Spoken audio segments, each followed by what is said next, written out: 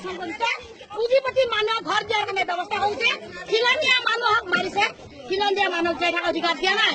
গতিকে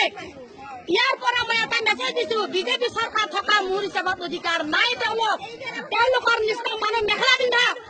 মই কৈছো ইয়াৰ পৰা মেছেজ দিছো তেওঁলোকে মেখেলা পিন্ধা মাইকী মানুহৰ নিচিনা কাম কৰক ইয়াত জীয়াই থকা অধিকাৰ নাই কিয় জাতিদ্ৰোহী মানুহ জাতি অসমীয়াৰ কাৰণে একো ভাল কাম কৰিব পৰা নাই তেওঁলোক জীয়াই থকা অধিকাৰ নাই আজি শিক্ষামন্ত্ৰী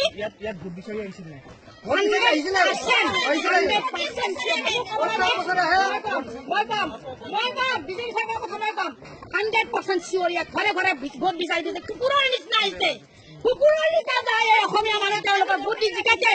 আজি সিহঁতে প্ৰতিনিধি চাই কংগ্ৰেছ চাই এজিপি চাই বিজেপি চাই যোনে নহওক আজি আমাৰ দুখৰ সময়ত কোনো থিয় হোৱা নাই কিয় থিয় হ'ব সিহঁতে লাজ কৰিছে মই মেখেলা দি সিহঁতক পিন্ধিবলৈ আহক সিহঁতক মই মেখেলা দিওঁ তেওঁলোকে পিন্ধক শিক্ষামন্ত্ৰী হেমন্ত বিশ্ব শৰ্মা তেওঁ আহক মই মেখেলা দিলে পিন্ধক